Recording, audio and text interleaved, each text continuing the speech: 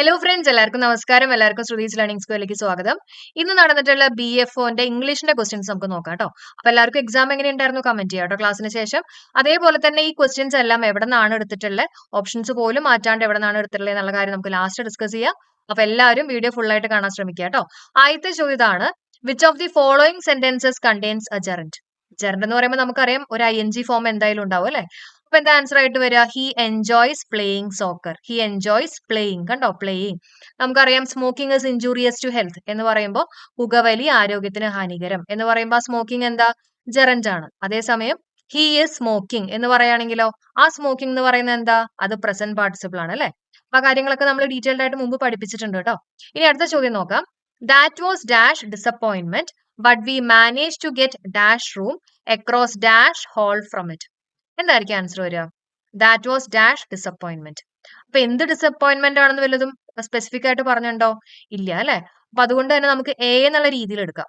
Disappointment pronunciation എന്താ? D ആണ് വരുന്നത്. അപ്പൊ ഒരു ഡിസപ്പോയിന്റ്മെന്റ് ആൻ എന്തായാലും വരില്ല. ഓക്കെ, പ്രൊനൗൺസിയേഷൻ നോക്കാം, അതിന്റെ സൗണ്ട് നോക്കാം. അപ്പൊ എന്തായാലും എ ആണ് വരുന്നത് എന്നുള്ള കാര്യം അറിയാം. ആൻ എന്തായാലും വരില്ല. അപ്പൊ ഇത് നമുക്ക് ഓപ്ഷൻ മാറ്റാം.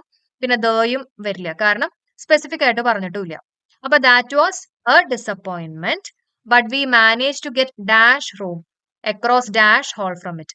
അപ്പൊ അടുത്ത രണ്ട് ഓപ്ഷൻസ് നോക്കുകയാണെങ്കിൽ ദ റൂം എന്നുള്ളത് നമുക്ക് ക്ലിയർ ആയി അല്ലെ. രണ്ട് കേസിലും ദ തന്നെയാണ്. അപ്പൊ we manage to get the room across dash hall from it. ഹോളിന്റെ മുമ്പിൽ നമ്മൾ എന്തായാലും ആന് കൂട്ടിയിട്ട് പറയില്ല അല്ലെ. അപ്പൊ നമുക്ക് ദ എന്തായാലും എടുക്കാം. അപ്പൊ ആൻസർ എന്താ വരിക? Answer it is option B ആണ്. That was a disappointment but we manage to get the room across the hall from it. അപ്പൊ നമുക്ക് അറിയില്ലെങ്കിൽ കൂടി ഉണ്ടല്ലോ, ഇതേപോലെ പല ഓപ്ഷൻസ് നമുക്ക് മാറ്റി മാറ്റിയൊക്കെ നമുക്ക് ആൻസറിലേക്ക് എത്താൻ പറ്റും കേട്ടോ. അപ്പൊ അങ്ങനെയും കൂടെ നിങ്ങളൊന്ന് ചെയ്ത് നോക്കുക. മാക്സിമം ക്വസ്റ്റ്യൻ പേപ്പേഴ്സ് ഒക്കെ എല്ലാവരും ഒന്ന് ചെയ്ത് നോക്കുക കേട്ടോ. ഇനി അടുത്ത ചോദ്യം നോക്കാം. As soon as he came he made sure that everything was all right. ഒന്നും കൂടെ ശ്രദ്ധിക്കുക. As soon as he came he made sure that everything was all right. Okay. ഇനി change into a negative sentence without changing its meaning. ഇതിന്റെ meaning മാറാൻ പാടില്ല കേട്ടോ. ഇതിന്റെ meaning മാറ്റാണ്ട് എന്നാൽ അതിനെ നെഗറ്റീവ് ആക്കുന്ന രീതിയിലുള്ള ആൻസർ ആണ് നമ്മളോട് ചോദിച്ചിട്ടുള്ളത്. അപ്പൊ നമുക്ക് ഓരോന്നായിട്ട് നോക്കാം. No sooner did he come then he made sure that everything was all right. Okay, അപ്പൊ ഇവിടെ മീനിങ് മാറിയിട്ടില്ല അല്ലെ. He made sure that everything was all right. അതേപോലെ തന്നെ ഇവിടെ കൊടുത്തിട്ടുണ്ട് he made sure that everything was all right. പിന്നെ no sooner കാണുമ്പോൾ നമുക്കറിയാം അത് നെഗറ്റീവ് ആയിട്ട് പറഞ്ഞിട്ടുണ്ട്, നോ സൂണർ. പിന്നെ നോക്കിയേ, നോ സൂണറിന് ശേഷം നമ്മൾ എന്താ യൂസ് ചെയ്യുക? ഓക്സിലറി വെർബാണ് യൂസ് ചെയ്യുക അല്ലെ.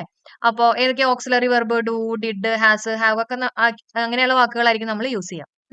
അപ്പൊ അതും ഇവിടെ ഒബേ ചെയ്തിട്ടുണ്ട്. അപ്പൊ നമുക്ക് ഇതിനെ പരിഗണിക്കാം കേട്ടോ. ഇനി അടുത്ത് നോക്കിയേ, as soon as he came he did not make sure that everything was all right. ഇവിടെ എന്താ പറഞ്ഞിട്ടുള്ളത്? He made sure that everything was all right. എല്ലാം ശരിയായി എന്നുള്ളത് അവൻ ഉറപ്പിച്ചിരുന്നു എന്നാണ് പറഞ്ഞിട്ടുള്ളത്. പക്ഷെ ഇവിടെ കൊടുത്തിട്ടുള്ളത് he did not make sure എന്നാണ്. അപ്പൊ തെറ്റല്ലേ? മീനിങ് മാറുന്നുണ്ടല്ലോ. അപ്പൊ ഇതല്ല എന്നുള്ളത് മനസ്സിലായി. ഇനി അടുത്ത് നോക്കുക. നോ സൂണർ ഹി കെയിം, ഇത് എന്തായാലും അല്ല, കാരണം നോ സൂണറിന് ശേഷം എപ്പോഴും ഞാൻ നേരത്തെ പറഞ്ഞു ഓക്സിലറി വെർബേ വരുള്ളൂ. അപ്പൊ ഹി എന്ന് പറയുന്ന സബ്ജക്റ്റ്. അപ്പൊ ഇതല്ല എന്ന് മനസ്സിലായി. ഇനി as soon as he came he made sure that nothing was all right. അപ്പൊ ഒന്നും ശരിയല്ല എന്നുള്ളതാണ് ഇവിടെ മീനിങ് ആയിട്ട് വന്നിട്ടുള്ളത്. പക്ഷെ അങ്ങനെയാണോ ക്വസ്റ്റ്യനിൽ കൊടുത്തിട്ടില്ല? അല്ല അല്ലെ. He made sure that everything was all right. അപ്പൊ ഇതുമല്ല. അപ്പൊ നമ്മുടെ ആൻസർ എന്തായിട്ട്? ഓപ്ഷൻ എ ആണ്. മനസ്സിലായി? ഇത് വളരെ സിമ്പിൾ ആയിട്ടുള്ള ഒരു ചോദ്യമായിരുന്നു അല്ലെ. കാരണം മീനിങ് വെച്ചിട്ട് തന്നെ നമുക്ക് ആൻസറിലേക്ക് എത്താൻ പറ്റും. പിന്നെ നമ്മുടെ ഇൻവേർഷൻ റൂൾ വെച്ചിട്ടുള്ള ഒരു കാര്യമാണ് നമുക്ക് ഓപ്ഷൻ എ ആണോ സി ആണോ എന്നുള്ളത് നമ്മൾ ഐഡന്റിഫൈ ചെയ്തത്. ഓക്കെ. ഇനി അടുത്ത ചോദ്യം നോക്കാം. If James dash enough money he dash buy a new car next year. Okay, എന്താ ആൻസർ വരിക? ഇവിടുത്തെ ആൻസർ ഓപ്ഷൻ സി ആണ്. എങ്ങനെ കിട്ടിയ ആൻസർ? നെക്സ്റ്റ് ഇയർ ആണ് അല്ലെ. നമ്മുടെ പല ക്ലാസ്സുകളിലും നമ്മൾ പറഞ്ഞിട്ടുണ്ട്, ഫ്യൂച്ചറിനെ കാണിക്കുന്ന ഒരു വാക്ക് വരികയാണെങ്കിൽ എന്തായാലും പാസ്റ്റ് ടെൻസ് അവിടെ വരില്ല.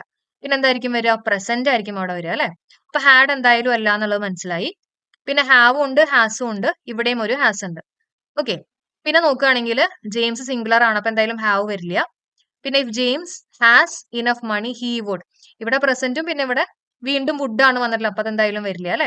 അപ്പൊ ഹാസും പ്രസന്റും ഫ്യൂച്ചറും തമ്മിലുള്ള കണക്ഷൻ ആണ് ഇവിടെ വരുന്നത്.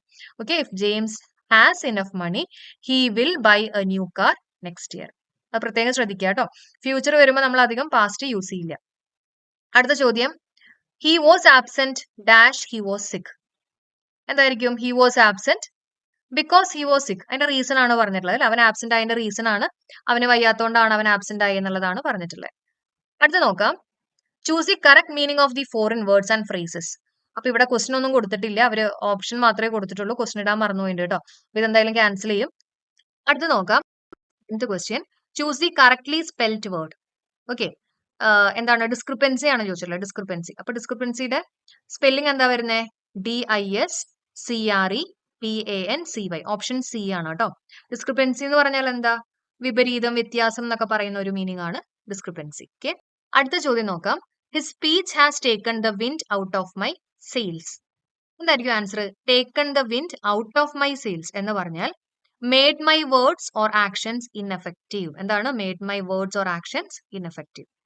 അടുത്ത ചോദ്യം നോക്കാം. They said let's come in. Let us come in എന്നാണ് പറഞ്ഞിട്ടുള്ളത്. ഓക്കെ, അപ്പൊ ഒരു കാര്യം കൂടെ നോക്കുക. അതായത് ലെറ്റ്സ് കം ഇൻ എന്ന് പറഞ്ഞാലും ലെറ്റസ് കം ഇൻ എന്ന് പറഞ്ഞാലും ഡിഫറൻസ് ഉണ്ട്. ലെറ്റ്സ് കം ഇൻ എന്ന് പറഞ്ഞാൽ നമ്മൾ എന്തായാലും അനുവാദം ചോദിക്കില്ല, അങ്ങനെ കയറി വരിക എന്നുള്ളൊരു മീനിങ്ങിലാണ് ലെറ്റ്സ് കം ഇൻ. മറ്റേ ലെറ്റസ് കം ഇൻ എന്ന് പറഞ്ഞാൽ ഞങ്ങൾ കയറിക്കോട്ടെ, ഒരു അനുവാദം ചോദിക്കുകയാണ് അല്ലെ, ലെറ്റസ് കം ഇൻ. പിന്നെ നമുക്കറിയാം ലെറ്റ് എന്ന് പറയുമ്പോൾ അത് ഇംപരേറ്റീവ് ആണ് അല്ലെ, ഇംപരേറ്റീവ് സെന്റൻസ് ആണ്. അപ്പൊ ഇംപരേറ്റീവ് സെന്റൻസ് ആണെങ്കിൽ നമ്മൾ എന്തായാലും അവിടെ എന്തെങ്കിലും അതിന് ആപ്റ്റ് ആയിട്ടുള്ള ഒരു വാക്ക് യൂസ് ചെയ്യല, റിക്വസ്റ്റഡ് എന്നോ അല്ലെങ്കിൽ കമാൻഡ് എന്നോ എന്തെങ്കിലും ഒരു വാക്ക് നമ്മൾ അവിടെ എക്സ്ട്രാ പറയാറുണ്ട്.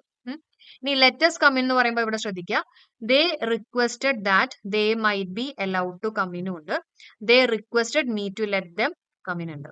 ഓക്കെ, അപ്പോ ഇതിൽ ഏതെങ്കിലും ഒരെണ്ണമായിരിക്കും നമ്മുടെ ആൻസർ ആയിട്ട് വരിക. റിക്വസ്റ്റഡ് അല്ലെങ്കിൽ ഇതേപോലെ ഒരു വാക്ക് എന്തായാലും ഉണ്ടാവും അല്ലെ. ഇനി നോക്കുക, they requested that they might be allowed to come in. ഇവിടെ കൊടുത്തിട്ടുള്ളത് ദേ റിക്വസ്റ്റഡ് മീ ആണ്. ഇവിടെ മീ എന്നുള്ള രീതിയിൽ ക്വസ്റ്റ്യനിൽ പറഞ്ഞിട്ടില്ല അല്ലെ. അപ്പൊ മീനിങ് വൈസ് നമുക്ക് ആൻസറിലേക്ക് എത്താൻ പറ്റും. നമ്മുടെ answer it's option B. They requested that they might be allowed to come in. അടുത്ത question, a speech made by someone for the first time. ആദ്യത്തെ തവണ പറയുന്ന സ്പീച്ച്, അതിനെ പറയുന്നത് മെയ്ഡൻ സ്പീച്ച് ആണ് കേട്ടോ. എന്താ പറയാ? Maiden speech. എക്സ്റ്റംബർ എന്ന് പറഞ്ഞാൽ എന്താ? പെട്ടെന്ന് ഒരു ടോപ്പിക് തരുന്നു, നമ്മൾ അതിനെ കുറിച്ച് സംസാരിക്കുന്നു അല്ലെ. അപ്പൊ സ്പീച്ച് മെയ്ഡ് വിത്തൗട്ട് പ്രിപ്പറേഷൻ, അതിനെയാണ് നമ്മൾ എക്സ്റ്റംബർ എന്ന് പറയുക. ഇതെന്താണ്? മെയ്ഡൻ സ്പീച്ച് ആണ്. ഓക്കെ, അപ്പൊ ഇതായിരുന്നു നമ്മുടെ 10 ചോദ്യങ്ങള്. ഇനി ഈ ചോദ്യങ്ങൾ എവിടെന്നാ വന്നിട്ടില്ലെന്ന് ചോദിക്കുകയാണെങ്കിൽ, ഇതിൽ ഒരു ക്വസ്റ്റ്യൻ വന്നിട്ടുള്ള 2012 SSCയിലെ ക്വസ്റ്റ്യൻ പേപ്പറിൽ നിന്നാണ്. ബാക്കി എല്ലാ ക്വസ്റ്റ്യൻസും 2012 മുമ്പിലുള്ള SSC ക്വസ്റ്റ്യൻസ് ആണ് കേട്ടോ. ഓപ്ഷൻസ് പോലും മാറ്റാണ്ട് ഇട്ടേക്കാണ്. അപ്പൊ എല്ലാവരും ഇനി എന്താ ചെയ്യേണ്ടത്? നമ്മൾ ഇനി എങ്ങനെയാ മുന്നോട്ട് പോകണ്ടേ? നമ്മൾ വൊക്കാബുലറി പഠിക്കുമ്പോൾ കുറച്ചും കൂടെ SSCക്ക് ഇമ്പോർട്ടൻസ് കൊടുക്കുക. പണ്ടത്തെ രീതിയിലല്ല ഇപ്പൊ ക്വസ്റ്റ്യൻസ് വരുന്നത്. പണ്ട് PYQ തന്നെയായിരുന്നു റിപ്പീറ്റഡ് ആയിട്ട് വന്നുകൊണ്ടിരുന്നത്. പക്ഷെ ഇപ്പോൾ പാറ്റേൺ മാറിയിട്ടുണ്ട്. SSC കുറച്ചും കൂടെ ഇമ്പോർട്ടൻസ് കൊടുക്കുക. നമ്മുടെ ചാനലിൽ ഇതേപോലുള്ള ക്വസ്റ്റ്യൻസ് തന്നെയാണ് നമ്മൾ ഡിസ്കസ് ചെയ്യുക കേട്ടോ. വൊക്കാബുലറി ഒക്കെ നമ്മൾ ചെയ്യാൻ പോകുന്നുണ്ട്. ആ ക്ലാസ്സുകളൊക്കെ കറക്റ്റ് ആയിട്ട് ഫോളോ ചെയ്യുക. അപ്പൊ ഇതുവരെയായിട്ട് നമ്മുടെ ചാനൽ സബ്സ്ക്രൈബ് ചെയ്ത ആരെങ്കിലും ഉണ്ടെങ്കിൽ തീർച്ചയായിട്ടും നമ്മുടെ ചാനൽ സബ്സ്ക്രൈബ് ചെയ്യുക. നോട്ടിഫിക്കേഷൻ ഓളും കൊടുക്കാൻ മറക്കണ്ട. ഓക്കെ, അപ്പൊ എല്ലാവർക്കും bye. Thank you so much for supporting.